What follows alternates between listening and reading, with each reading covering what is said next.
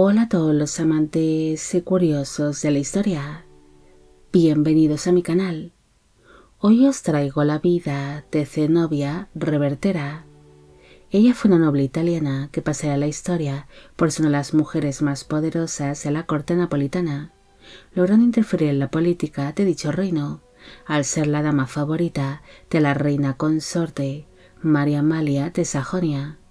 Además de interferir en distintas intrigas palaciegas, siendo descrita como una mujer ambiciosa, codiciosa y despiadada,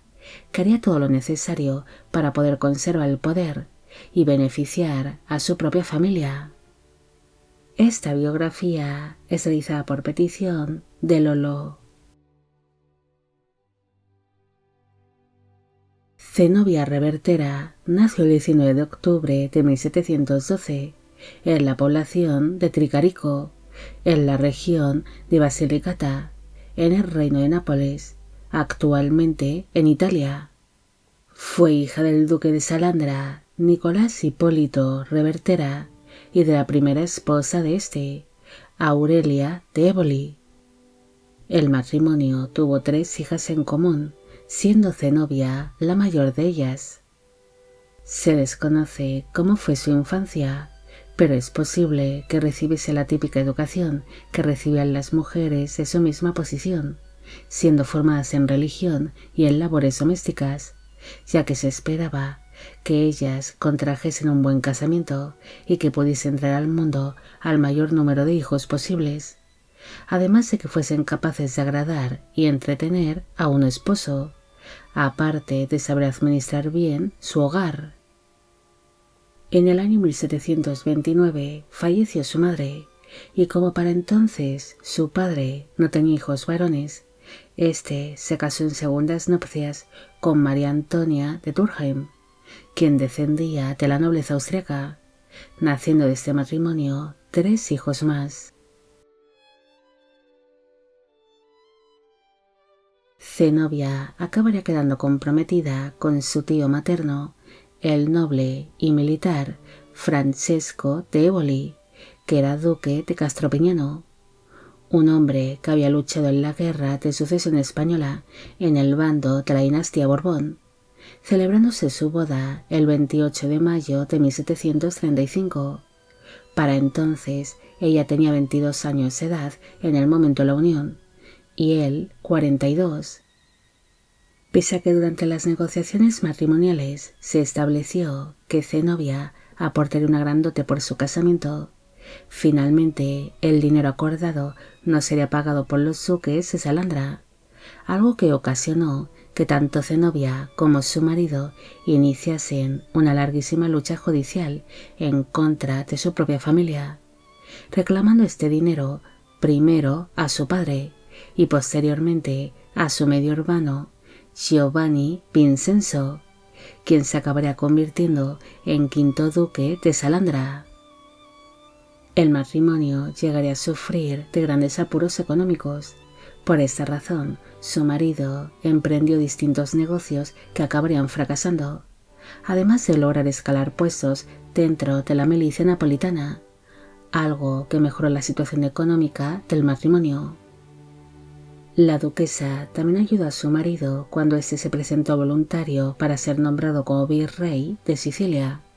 pero para su desgracia no tuvieron suerte y no fue elegido para desempeñar tal cargo. En el año 1738, Zenobia fue nombrada como una de las damas de compañía de la reina consorte María Amalia de Sajonia,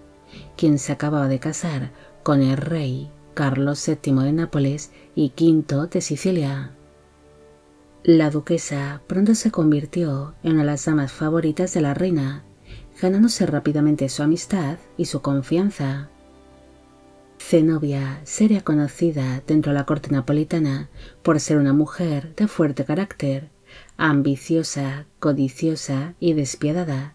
siendo vista como una mujer que haría todo lo posible para ganar poder dentro de la corte y beneficiar a su familia. Mientras ejercía como dama de compañía de la reina María Amalia, la duquesa iría trayendo al mundo a los 2 hijos que llegó a tener en común con su marido, naciendo en el año 1742 un niño que se llamó Mariano, el cual se convertiría en duque de Castropiñano, y una fecha desconocida nació María Giovanna, quien se convirtió en princesa consorte de Ardore. Según fueron pasando los años, Zenobia fue adquiriendo más poder dentro de la corte napolitana, además de ejercer una gran influencia sobre la reina María Amalia, convirtiéndose así en su favorita y en la dama más cercana a la reina, estando en todo momento presente en la vida de la consorte real. Incluso ella sería quien organizaba el día a día de la reina, quien controlaba las visitas que ésta recibía o las cartas que le iban llegando, controlando así cada punto de la vida de su señora. La reina María Amalia no tuvo un destacado papel dentro de la gobernación de Nápoles y de Sicilia, pero Zenobia aprovecharía su cercanía con ella para interferir en la política de ambos reinos, además de que también intentó controlar al rey Carlos, aunque no logró ejercer la influencia que esperaba sobre este. El poder y la influencia que logró tener Zenobia dentro de la corte napolitana benefició mucho a su marido Francesco, quien recibió grandes sumas de dinero y honores por parte de la corona, además de ganar una gran fama por salvar la vida al rey Carlos durante los conflictos que se libraron en la península itálica con motivo de la guerra de sucesión austriaca. Los duques de Castropiñano brillaron por algún tiempo dentro de la corte napolitana gracias a la influencia y a las intrigas palaciegas de Zenobia, convirtiéndose así el matrimonio en los líderes de la facción contraria al primer ministro Bernardo Tanucci, que sería la mano derecha del rey Carlos y uno de los hombres más influyentes y poderosos de la corte napolitana. Al liderar la oposición contra Tanucci, afectó bastante a la popularidad de los duques de Castropiñano,